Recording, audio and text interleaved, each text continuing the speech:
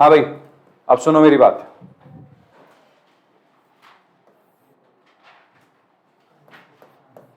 Heading लिखो, workman compensation reserve.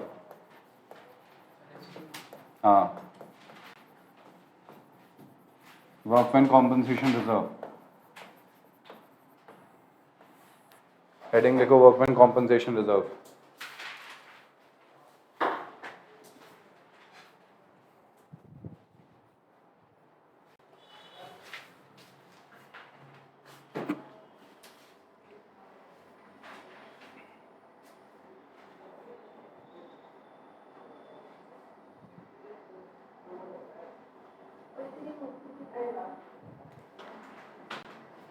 लिखा?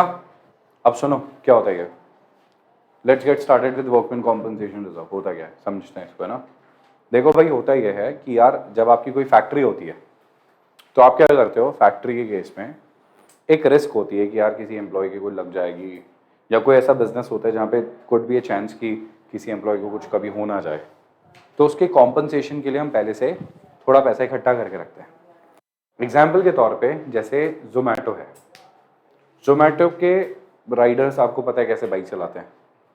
वो बाइक हवा में चलती है उनकी। भाई मेरे को सबसे जोमेटो का राइडर या स्विगी का राइडर मेरे आसपास से निकलता है ना, मैं साइड हो जाता हूँ। मैंने कहा भाई तू पहले चले जा, क्योंकि तू क्या है, दवाइयां देने जा रहा है किसी को, कोई तेरे बिना मर जाएगा भाई। क्योंकि उनको क्या है, बहुत सारे ऑर्डर्स पूरे करने होते हैं, तो उससे उनके पैसे जुड़े हुए होते हैं। तो लोग बाइक चलाते नहीं है, दौड़ाते हैं। जू जू जू जू जू यूं जाती है। और बाइक भी कौन सी होती है, जनरली स्प्लेंडर। और वो स्प्लेंडर ज्यादातर चलाते हैं। मतलब कोई कोई रेसिंग वाली बाइक हो तो चलो समझ में भी आता है, ठीक है। पता नहीं यार, डोमिनोज ने कर दिया क्या? अच्छा, तो डोमिनोज ने कर दिया तो धीरे धीरे ये लोग भी करेंगे। बट मुद्दे की बात पे आते हैं अपन। मुद्दे की बात सुनो, क्या होता है। अब आप सोचो बारिशों के अंदर जू जू जू जू जू जू,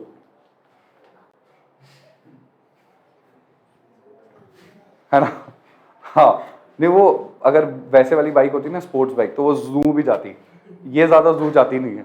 इसमें पूरी बाइक ठक और फिर वहीं पे इंसान गिर के, और फिर बाइक तो पूरी खत्म हो जाती है एक बारी के लिए। बट मुद्दे की बात क्या है यार, ये लोग ना अपनी लाइफ को काफी डेंजर में डालते हैं, रिस्क है।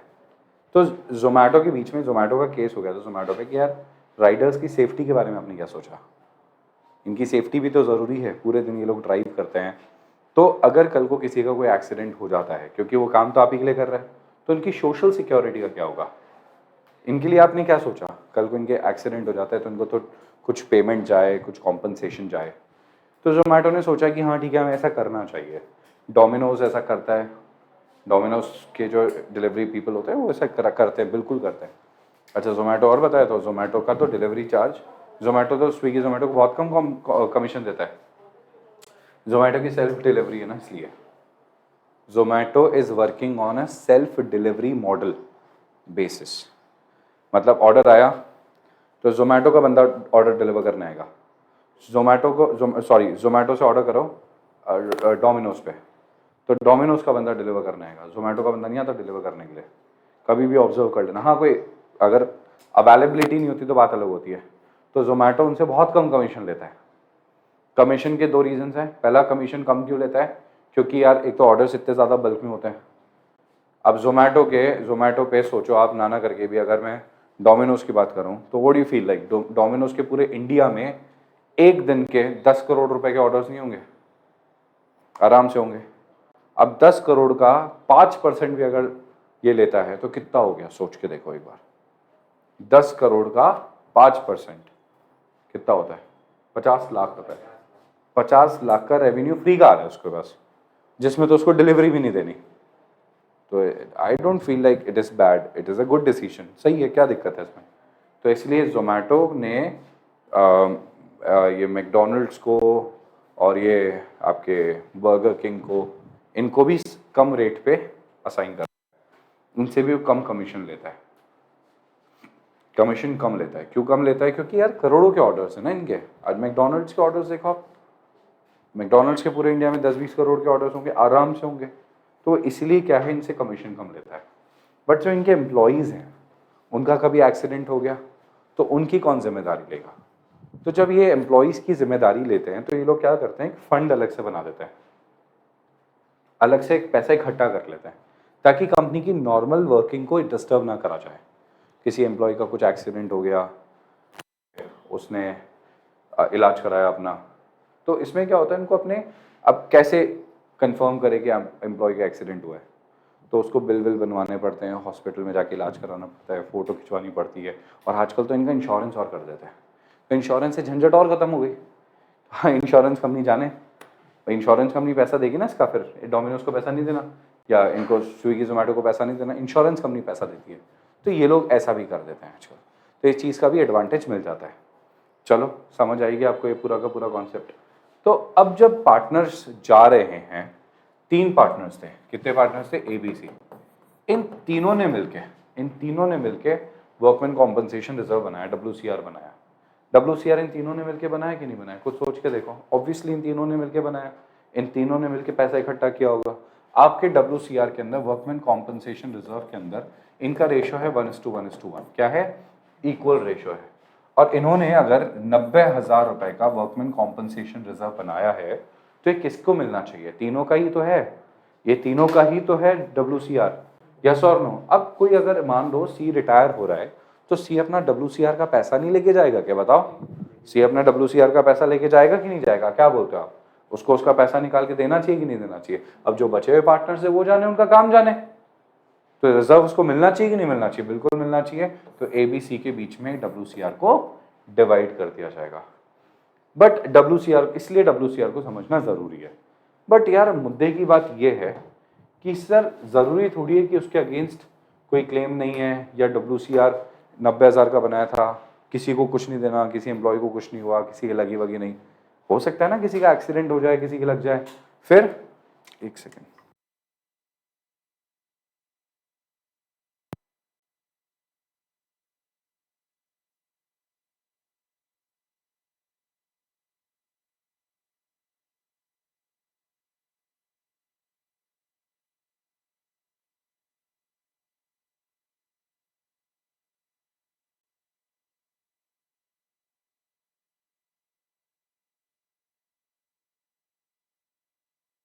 हाँ जी। तो वर्कमैन कॉम्पनसेशन रिजर्व, तो वर्कमैन कॉम्पनसेशन रिजर्व के 4 काम हो सकते हैं। कितने काम हो सकते हैं, 4। पहला काम, no claim against WCR। Sir आपको तो मैंने, जब मैं चैप्टर में पढ़ाने वाला हूँ, सब पढ़ा रखा है, तो पढ़ाना तो ही ना। क्या सर, पहले वाला नहीं है, हाँ मतलब है पहले जैसा ही, बट थोड़ा सा अलग है।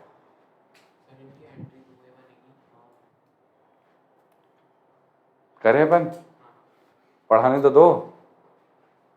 ऐसे तो मैं क्या है, ऐसे तो रिटायरमेंट में बोल दूं आपका 50% रिटायरमेंट हो चुका है, 60% रिटायरमेंट हो चुका है, फिर जस्ट आगे के क्वेश्चंस करा दूं, ऐसे थोड़ी होता है, कराने तो पड़ेंगे ना, करने तो अपने को पूरे ही पड़ेंगे, उन लोग का तो पढ़ाओ भी नहीं है। ठीक है, चलो ये ढंग से पढ़ लेना, यहाँ पे ढंग से पढ़ोगे ना इस वाले में, रिटायरमेंट के अंदर, तो एडमिशन में मेहनत कम करनी पड़ेगी। जहाँ एक जगह ढंग से पढ़ लिया, दूसरे जगह मेहनत कम हो जाती है। चलिए, no claim against WCR, WCR के अगेंस्ट कोई क्लेम नहीं है। तो अगर WCR के अगेंस्ट कोई क्लेम नहीं है, तो पूरा बचा हुआ WCR किसको बांट दिया जाएगा, पार्टनर्स को बांट दिया जाएगा। एग्जाम्पल के तौर पे, अगर WCR अपना है, लेट सपोज 2 लाख रुपए, कितना है, 2 लाख रुपए, और पार्टनर्स हैं ABC, जिनका रेशो है 2:1:1। बताओ कितना बटेगा पार्टनर्स को, 1,50,000, 50,000, इनको इनका WCR मिल जाएगा। अब इसमें से कोई भी पार्टनर रिटायर हो, रिटायरमेंट से पहले पहले हम उसके जितनी भी चीज़ें होती है उसको दे के फ्री कर देते हैं, फिर वो अपना पैसा लेके चले जाता है। समझ आया, तो यानी कि इसको डिस्ट्रीब्यूट करेंगे ओल्ड पार्टनर्स के बीच में, कौन से रेशियो के बीच में, ओल्ड रेशियो के बीच में। तो ये पुराने पार्टनर्स हैं, तो ये ओल्ड पार्टनर्स को दे दिया जाएगा कौन से रेशियो में, ओल्ड रेशियो में, ओल्ड पार्टनर्स को ओल्ड रेशियो में। ठीक है, दूसरा, क्लेम तो है WCR के अगेंस्ट, क्लेम तो है, क्लेम अगेंस्ट WCR क्लेम तो है, क्लेम है, एम्प्लॉयज ने क्लेम करा, लगी है एम्प्लॉयज के, क्लेम तो है, बट वो WCR से बहुत कम है, WCR से कम है। लेट सपोज क्लेम है 1,00,000 रुपए का, कितने का क्लेम है? 1,00,000 रुपए का, तो 2,00,000 का WCR, क्लेम है 1,00,000 का, ठीक है, तो 1,00,000 जो बचा वो ABC को बांट दिया जाएगा, 1,00,000 जो बचा वो ABC को बांट दिया जाएगा। भाई अपने पास पैसा कितना पड़ा है? 2,00,000 WCR है, 1,00,000 का अपने पास क्लेम है, तो बचा वो 1,00,000 अपन WCR में बांट देंगे। बोलो समझ आया कि नहीं आया? क्लियर हुआ कि नहीं हुआ? डन, ठीक है। तीसरा देखो, क्लेम जो है ना अगेंस्ट WCR के अगेंस्ट जो क्लेम है वो WCR के बराबर है, मतलब 2,00,000 का क्लेम है एम्प्लॉयज का, तो 2,00,000 का WCR, 2,00,000 का क्लेम, सब कुछ किसको बांट देंगे? सब कुछ WCR में चला जाएगा, पार्टनर्स को कुछ नहीं मिलेगा, partners will not get anything, the whole amount will be transfer to claim. भाई एम्प्लॉयज तुम ही ले जाओ, ABC 3 पार्टनर्स, इनको कुछ नहीं मिलेगा, भाई लॉस हो गया ना, क्या करें, एम्प्लॉयज को देना पड़ेगा। और अगर चौथा केस, जो क्लेम है अगेंस्ट WCR वो ज्यादा है WCR से भी, अब क्या करें? तो जो पैसा पड़ा है ना WCR का वो तो दो, और बाकी का पैसा पार्टनर्स, जाने से पहले तू देके जा पैसे, वो जा रहा था ना, अरे अच्छा चलता हूँ, ठीक है, बोले नहीं नहीं, जाने से पहले तो मैं पैसा दे के जाना पड़ेगा। जी वही तो, जान वैल्यूएशन किससे लेते हैं? पार्टनर से तो लेते हैं। हाँ नहीं आप सही बोल रहे हो, बट हाँ बिल्कुल वही है। बोलो यहाँ तक समझ आया कि नहीं आया? क्लैरिटी? क्या मैं आगे चालू करूँ? चलिए अब एग्जाम्पल के थ्रू करते हैं।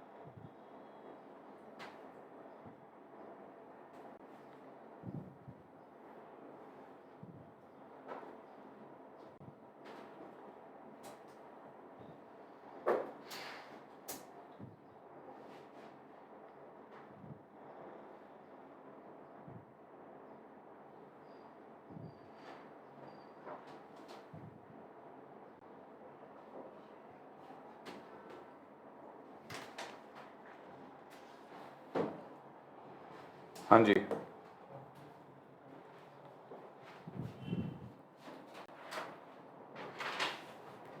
चलिए एग्जाम्पल, WCR है आपके पास 2,00,000 का,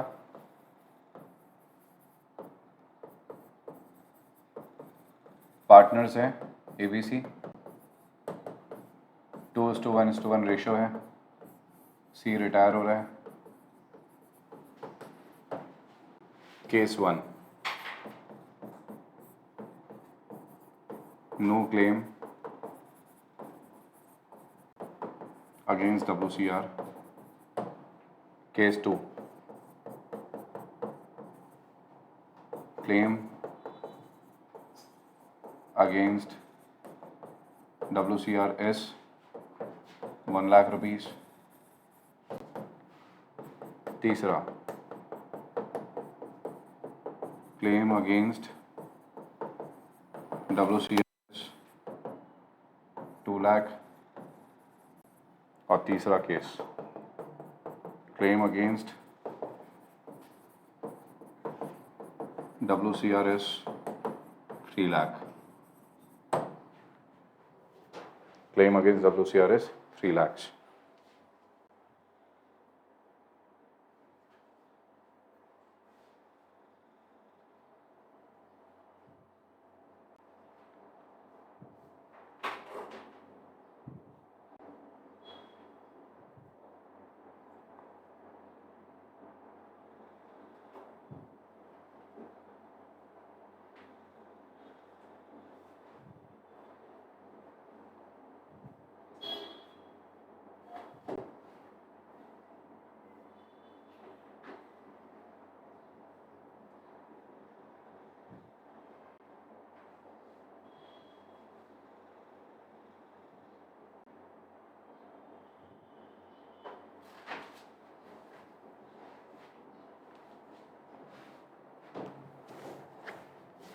करें से सॉल्व।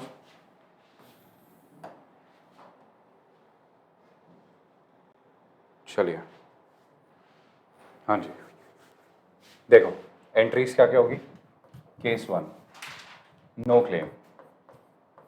तो पूरा का पूरा जो पैसा है 2 लाख रुपए वो किसको बांटा जाएगा?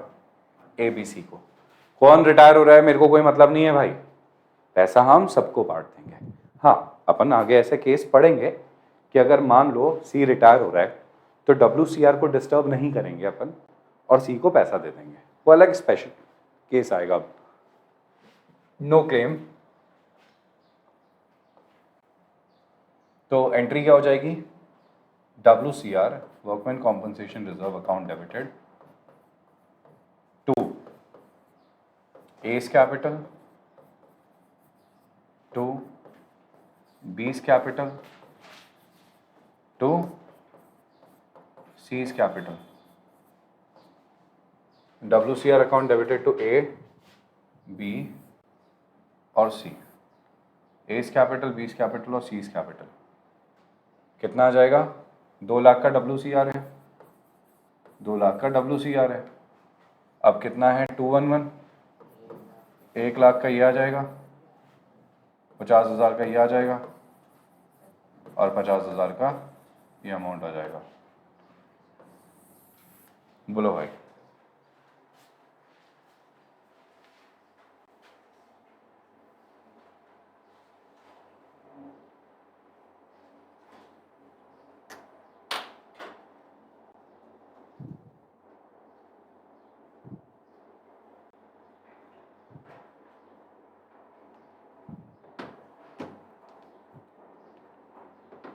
हाँ जी, डन।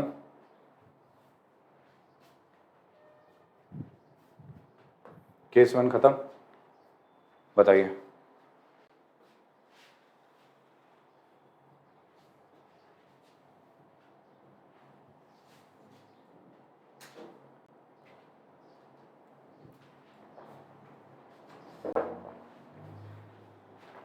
केस 2, क्या सारे कर लिए करने हैं? क्या बात है, वेरी गुड। केस 2, क्लेम कितना है? 1 लाख का। अब क्लेम कितना है? 1 लाख का। भाई अपने पास 2 लाख थे, पूरे के पूरे बांट दिए। यहाँ इस बार अब क्लेम कितना है? 1 लाख का क्लेम है। क्या करना है 1 लाख के क्लेम का? इसको लाइबिलिटी बना दो। पे नहीं करा अभी अपन ने, लाइबिलिटी बनाएंगे। जब एम्प्लॉय मांगेगा और फाइनल हो जाएगा तब पे कर देंगे। तो अपन क्या करते हैं इस केस में? WCR account debited, WCR account debited to provision for workman compensation claim, to provision for workman compensation claim, to A's capital, to B's capital, to C's capital।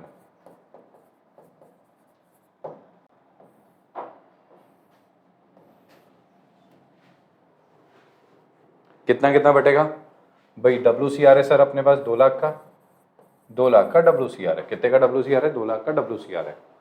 और क्लेम कितने का है? 1 लाख का। 1 लाख का क्लेम है। बचा हुआ 211 में बांट दो, कितना होता है? 50,000, 25,000, 25,000। कोई दिक्कत तो नहीं? ठीक है भाई। 50, 25, 25, 50, 25, 25, 50, 25, 25।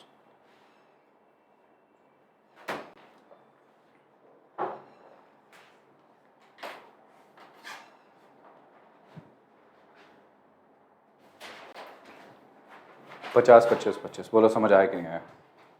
Is that clear to everybody? पक्का?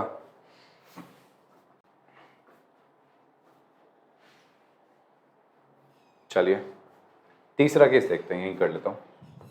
तीसरा केस क्या है? क्लेम कितना है? 2 लाख का। पैसे कितने हैं आपके पास? 2 लाख ही तो है। क्या है क्या जिंदगी में? और अब WCR account debited, workman compensation reserve to claim for provision for workman compensation claim. Okay, इसको शॉर्ट में लिख दिया WCC। 2 लाख का आपके पास पैसा रखा है और 2 लाख का आपने प्रोविजन बना दिया। बोलो कोई दिक्कत? बताइए।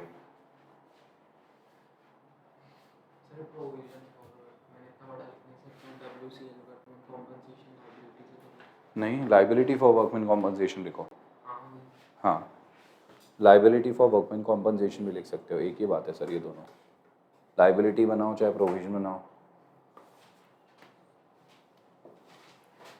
एक ही बात है। कौन से कोई 100 क्वेश्चन आने वाले हैं एग्जाम में से? 1 पॉइंट आएगा सिर्फ WCR का। आता कंफर्म है, WCR और IFR में से दोनों में से एक प्रोविजन तो आता ही आता है, किसी भी क्वेश्चन में आए वो, बड़े क्वेश्चन में आ जाए छोटे क्वेश्चन में आ जाए, आता कंफर्म है। अब लास्ट है, क्लेम कितना है WCR के अगेंस्ट? 3 लाख का। इस बार WCR कितना है अपने पास? 2 लाख का। और क्लेम कितना है? 3 लाख का है।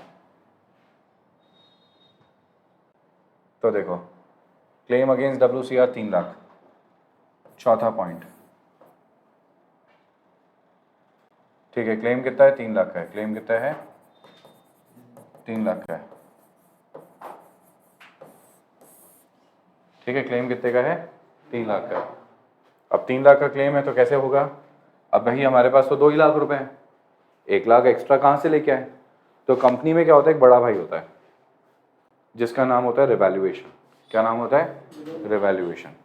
तो जो पैसे की कमी पड़े बड़े भाई से मांग लो, जो नुकसान हो बड़े भाई को बता दो, बड़ा भाई मैनेज कर देगा। तो इस बार कितना पैसा चाहिए? 1 लाख रुपए कम पड़ रहा है। तो क्या करेंगे? WCR कितना है अपने पास? WCR अकाउंट डेबिटेड 2 लाख रुपए। नुकसान कितना हो गया? To provision for workman compensation claim कितना हो गया? 3 लाख का। अब जो 1 लाख की कमी आ रही है वो किससे ले लें? बड़े भाई से। भाई 1 लाख रुपए देना भाई। 1 लाख रुपए भाई ने दे दिए। अभी जो 1 लाख रुपए भाई ने दिए हैं, भाई के पास कहाँ से आएंगे? भाई मम्मी पापा से ले लेगा। भाई किससे लेगा? ऑब्वियसली मम्मी पापा से लेगा। भाई थोड़ी कमा रहा है, भाई कमाता नहीं है, भाई मम्मी पापा से लेगा। ठीक है, तो भाई जाएगा मम्मी पापा के पास कि मम्मी पापा ये 1 लाख रुपए छोटे को दिए थे मैंने, अब वो मेरे को आप दे दो। बोले मम्मी पापा ने कहा ठीक है। तो मम्मी पापा कौन है? ABC, A is capital, B is capital and C is capital to revaluation realisation क्यों लिख दिया मैंने? Revaluation to revaluation account. Revaluation, realisation गलत बोल दिया अगर मैंने बोल दिया तो। रिवैल्यूएशन अकाउंट क्या? अरे वो अगले चैप्टर में आएगा वो क्या है, डिसोल्यूशन में आता है वो, थोड़ा थोड़ा ऐसा ही होता है तो बोलने में आ जाता है। रियलाइजेशन, रिवैल्यूएशन साउंड सिमिलर ना, वैसे। 1 लाख का घाटा हो गया, कौन कौन उठाएगा इस घाटे को? ABC 50,000, 25,000, 25,000, खत्म बात। किसकी? नहीं सर, स्कोप ही नहीं कोई कंबाइंड एंट्री का। कंबाइंड एंट्री में अपन को रिवैल्यूएशन काटना पड़ेगा और सीधे ABC दिखाना पड़ेगा कि तुम सीधे पैसा मम्मी पापा से मांग रहे हो। मम्मी पापा के पास जाओगे तुम सीधे? इतनी हिम्मत कि घाटे के लिए मम्मी पापा के पास चले गए? बिल्कुल नहीं भाई, ऐसे घाटों के लिए पहले बड़े भैया बड़ी दीदी के पास जाना पड़ता है, फिर वो अपने हिसाब से टैकल करते हैं मम्मी पापा को। समझ आ गया? आपके केस में क्या होता है? आपके केस में मेरे को लगता है आपका भाई आपके पास आता होगा कि भाई मैनेज कर दे।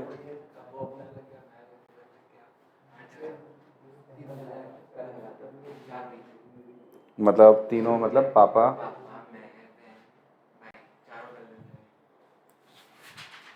चारों की अपनी अपनी इंडिपेंडेंस है।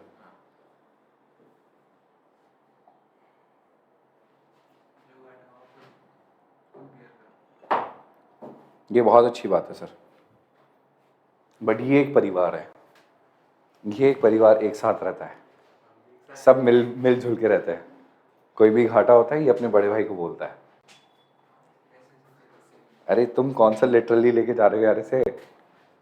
चलो आगे क्या समझ में, बताइए। कोई डाउट तो नहीं किसी को? अब एक और बार सोच लो भाई। पक्का? डन? क्या अपन आगे बढ़ सकते हैं? ठीक है, आगे बढ़ते हैं। हाँ जाओ। ठीक sir, are you done writing this? चलिए अब सुनो भाई, कंपनी के पास है एक पार्टनरशिप फर्म है जिसमें है A, B and C, 3 partners. कितने पार्टनर्स हैं? 3 पार्टनर्स है ABC। इनका रेशियो दे रखा है 5, 3 एंड 2। किसको रिटायर करें? चलो C को रिटायर करते हैं। C रिटायर हो रहा है, कोई बात नहीं। रिटायरमेंट के टाइम पे इनके पास WCR है 1 लाख का, जिसके ऊपर क्लेम है 40,000 का। ओके, इनके पास जनरल रिजर्व पड़ा है, जनरल रिजर्व पड़ा है इनके पास 30,000 का, और इनके पास प्रॉफिट एंड लॉस अकाउंट का डेबिट बैलेंस जो कि होता है लॉस, वो है 10,000 का। PNL में इनको क्या हो गया? लॉस हो गया। प्रॉफिट एंड लॉस अकाउंट में इनका लॉस है कितने का? 10,000 का। अब C जा रहा है, तो इसकी क्या एंट्रियां होंगी? तो देखिए एंट्रीज। हाँ भाई, सबसे पहले तो आप ये देखो, प्रॉफिट और लॉस दोनों को अलग अलग कर दो। ये प्रॉफिट वाली एंट्रियां हैं, ये लॉस वाली एंट्री है। ठीक, प्रॉफिट वाली एंट्री अलग होती है, लॉस वाली एंट्री अलग होती है। कभी भी दोनों को करके नहीं करना कि दोनों का आपने एक कर दिया फिर उसके बाद एक एंट्री, नहीं, दोनों की अलग अलग एंट्रीज होगी। कोई कंबाइंड एंट्री नहीं करनी है, दो अलग अलग चीज़ें हैं, अलग अलग अकाउंट है, तो मैनेज भी अलग अलग ही करना है अपने को। तो देखो WCR है 1 लाख, क्लेम है 40,000 और जनरल रिजर्व है 30,000 का। तो WCR कितना है अपना? WCR कितना है? 1 लाख का। और क्लेम कितना है इसका? To claim for workman compensation, provision for workman compensation claim 40,000 का। समझ आ गया? जनरल रिजर्व इसी के साथ लिख दो, जनरल रिजर्व अकाउंट डेबिटेड 30,000 का। और to A's capital, to B's capital, to C's capital, ये पार्टनर्स को बांट दो, क्योंकि दोनों प्रॉफिट्स है ना, WCR और जनरल रिजर्व, तो एक साथ इकट्ठे बढ़ जाएंगे। तो कैलकुलेशन क्या होगी? 130 का प्रॉफिट, 40 का नुकसान है, तो 90 बच गए। 90 इनको बांट दो 532 में, तो 45,000, 27,000 और 18,000।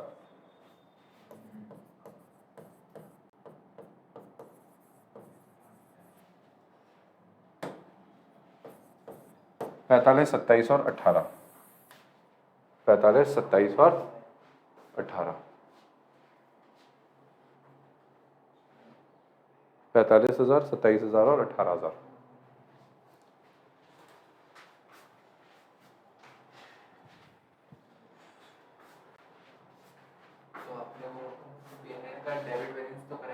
हाँ कर रहे हैं ना। हाँ, provision for workman compensation claim, इसको सही कर देता हूँ मैं, ऐसा लिख लो, to provision for workman compensation claim. Done.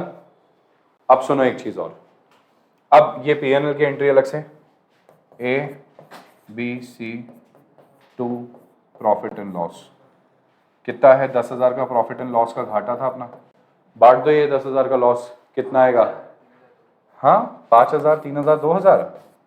Okay sir, जैसा आप बोलो। बताइए इसमें किसी को डाउट है क्या कोई?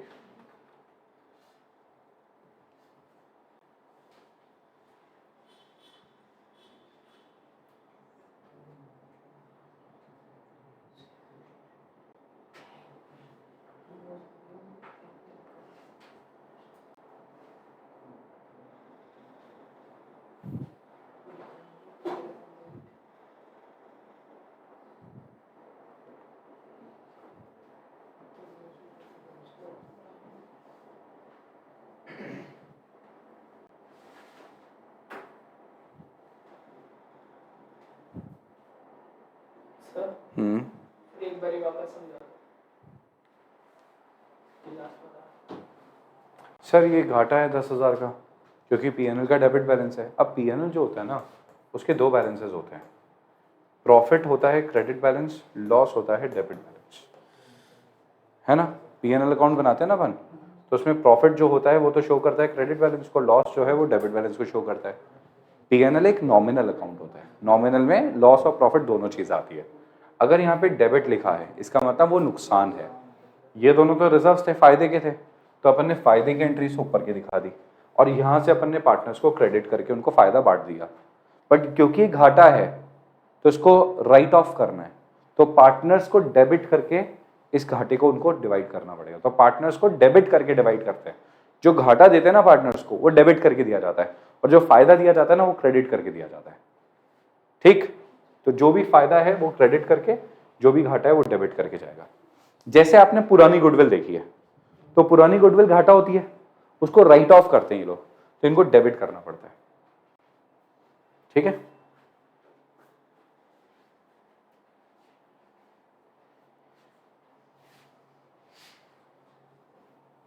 बताइए समझ आया कि नहीं आया?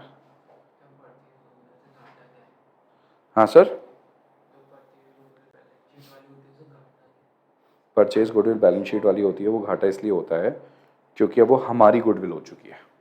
अगर आप प्रैक्टिकली सोचो तो भाई वो परचेज गुडविल तो अब आपकी हो गई, अब आपने खुद की अलग से गुडविल बना ली, तो वो तो उसका बेनिफिट तो अब खत्म हो जाएगा ना। क्या होता है, हाँ आगे समझ में, क्या समझाऊं? ठीक है, क्या हुआ, अभी भी डाउट है क्या सर आपको? बताओ, डाउट है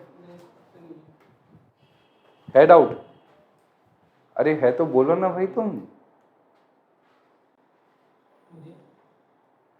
है उसे डाउट? नहीं, अब नहीं ना पक्का? हाँ सर, आपको आ गया ना, कोई डाउट नहीं है ना? ठीक है, अगला क्वेश्चन देखो।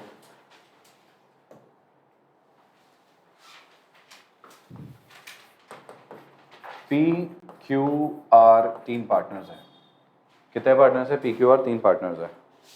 ओके, हाँ लास्ट है क्या ये?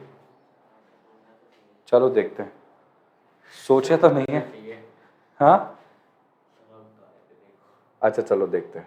ठीक है, पी क्यू आर तीन पार्टनर्स हैं, रेशियो इनका 3:3:2, क्या इनका रेशियो 3:3:2, बोलो किसको निकालें? हाँ पी को हटाते हैं, रिटायर हो रहा है।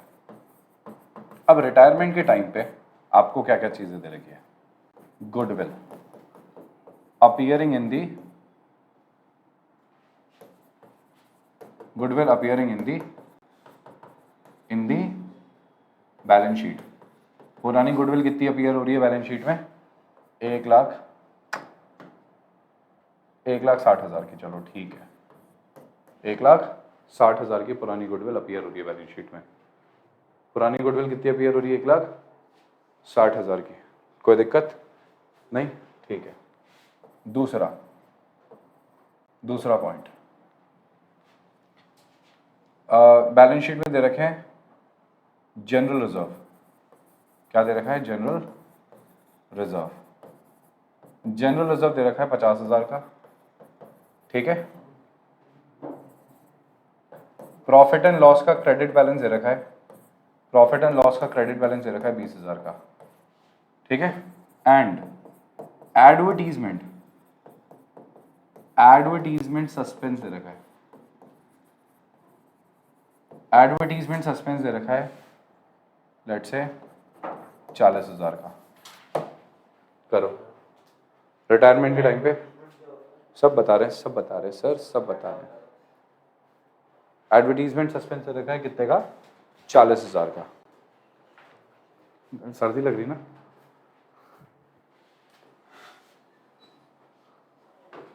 अब तक हवा आ रही है? गर्मी तो नहीं लग रही ना पीछे की तरफ? ठीक, हाँ हाँ हाँ, अगर गर्मी लगे तो आओ, आके बैठो यहाँ पे। नहीं वैसे तो मेरे हिसाब से तो नहीं लगती, वो तो मैनेज्ड होता है पूरा। चलो इधर देखो, सोल्यूशन देखना।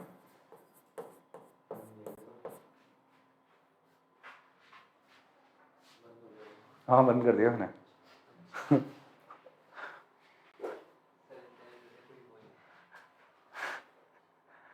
मैं क्या कह रहा हूँ, सोल्यूशन देखो इसका। गुडविल और ये दोनों घाटे होते हैं, ये दोनों राइट ऑफ होंगे। एडवर्टीजमेंट सस्पेंस होता है कि एक हैवी एडवर्टीजमेंट एक्सपेंडिचर कर दिया आपने, जैसे ओप्पो है। अब ओप्पो क्या करता है, आपने एक एग्जांपल देता हूं मैं, बहुत बढ़िया एग्जांपल और बहुत प्रैक्टिकल एग्जांपल। और ये अरे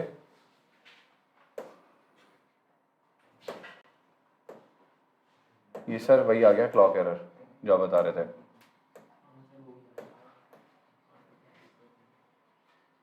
अब मेरे को बताना था आपको ओप्पो।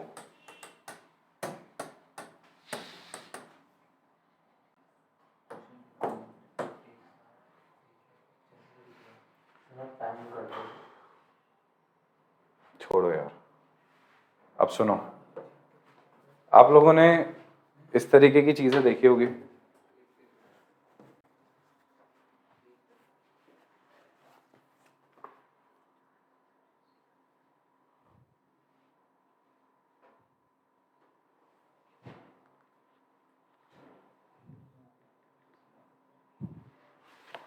हाँ जी, इस तरीके के एडवर्टीजमेंट ज़रूर आपने देखे होंगे, ठीक है। ये जो एडवर्टीजमेंट आपको नज़र आ रहे हैं,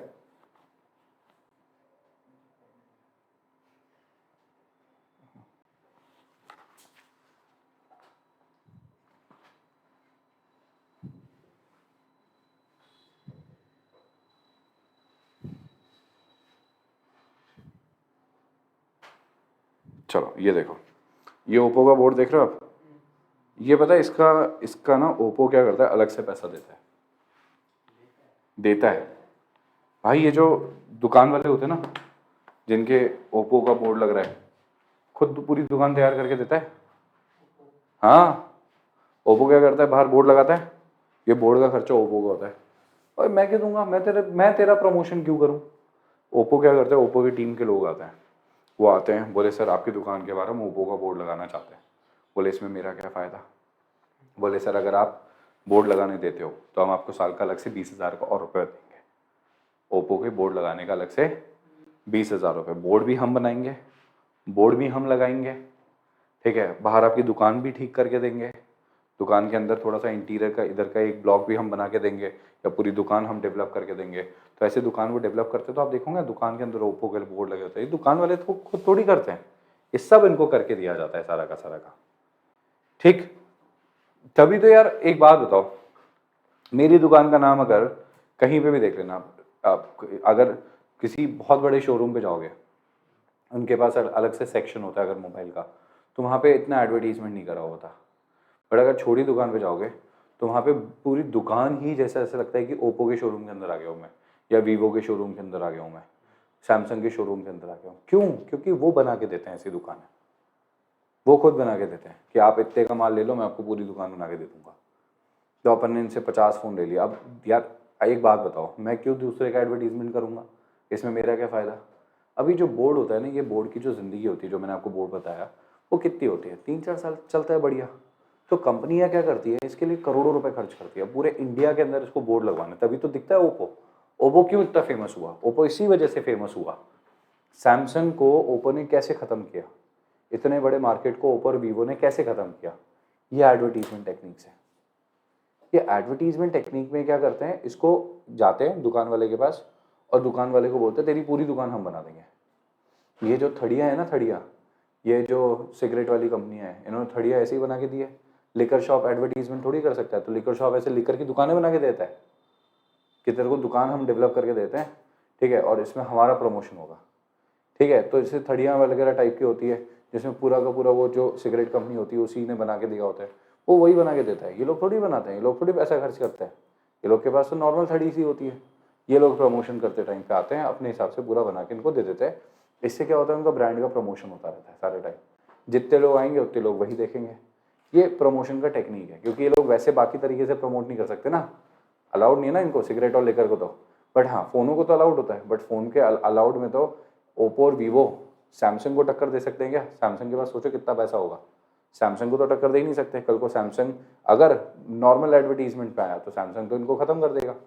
इसीलिए लोग क्या करते हैं, ये लोग ने एक तरीका सोचा कि सबसे पहले तो अपन जो दुकानदार है उसको मार्जिन बहुत अच्छा देते हैं ताकि वो अपना प्रमोशन करे, और जगह जगह बोर्ड लगा देते हैं। हर मोबाइल की दुकान को उन्होंने बोला कि हम तुम्हारे बोर्ड लगा देते हैं, 20,000 रुपये साल का देंगे तुम्हें अलग से, और जो खर्चा होगा वो हमारा, दुकान भी तुम्हें डेवलप करके देते हैं। अब तुम बताओ मैं मना कर क्यों करूँगा, बताओ मैं क्यों मना करूँगा। अगर मेरी दुकान है, रिटेल की दुकान है, और लेट सपोज मेरे पास कैडबरी वाला आता है, बोला पूरी दुकान तुम्हारी हम सजा के देंगे, कैडबरी का बोर्ड भी, और तुम्हारे उसमें तुम्हारा भी नाम लिख के देंगे सब हम, और अलग से तुम्हें 40,000 रुपये और साल का देंगे। मैंने कहा आजा, कल ही सही कर दे दुकान मेरी।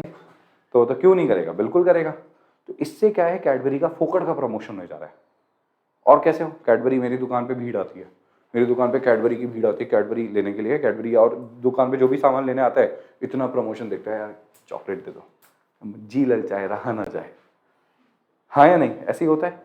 जब आप डी मार्ट जाते हो ना, डी मार्ट गए हो सब लोग, ठीक है, अब डी मार्ट कभी भी जाना, उसमें क्या होता है, सब एडवर्टीजमेंट लगा होता है। जो ऊपर की शेल्फ में सामान रखा होता है ना, आपको पता है ऊपर की शेल्फ पे जो सामान रखा होता है, ठीक है, जो इस तरीके से जो भी डब्बे वगैरह सब कुछ रखे हुए हैं, क्या बोला मैंने, वो सब में भी, वो सब का भी अलग से पैसा देना पड़ता है कंपनियों को। ये प्रमोशन टेक्निक्स है, ये डी मार्ट कमाता है इससे, है ना, नहीं तो तुम्हारे प्रोडक्ट को एकदम पीछे पटकेगा डी मार्ट। अब पार्ले बोलता है कि भाई तू मेरे बिस्किट्स को एकदम टॉप पे रख, लोग दिखते ही सबसे पहले मेरा बिस्किट तो हमेशा बिकना चाहिए। सर इधर का तो रेट अलग है, इधर के सामान का आपको इतना अलग से किराया देना पड़ेगा। ऐसा होता है इनके साथ, हर महीने का अलग से किराया लेते हैं फिर ये, या साल का किराया लेते हैं, जो भी है कॉन्ट्रैक्ट पे डिपेंड करता है। तो ये ओप्पो वीवो जो है एडवर्टीजमेंट के एक साल में 1,000 करोड़ खर्च करती है। उस एक बोर्ड को वो कितनी बार बनाएंगे, एक ही बार बनाएंगे, 3 साल 4 साल तक बोर्ड चलेगा। तो कंपनी बोलती है कि 1,000 करोड़ हमारा 4 साल तक चलेगा। हाँ, जो इसके अंदर हम किराया देंगे वो अलग है, वो साल साल का खर्चा, बट ये तो हमारा 4 साल चलेगा, यानी कि हर साल का 250 करोड़ राइट ऑफ करेंगे। तो ये एक तरीके से एडवर्टीजमेंट सस्पेंस में चला जाता है। आगे समझ में एडवर्टीजमेंट सस्पेंस के पीछे का लॉजिक, ठीक है। तो 2 एंट्रीज बनेगी इसकी, गुडविल की अलग, एडवर्टीजमेंट की अलग, और जनरल रिजर्व पीएनएल की अलग। ये तो फायदे की और ये नुकसान की। तो PQR to goodwill to advertisement suspense, और इधर आ जाएगी general reserve PNL to P to Q to R। ये खुद से कर लेना इतना सा तो यार, डन। चलिए।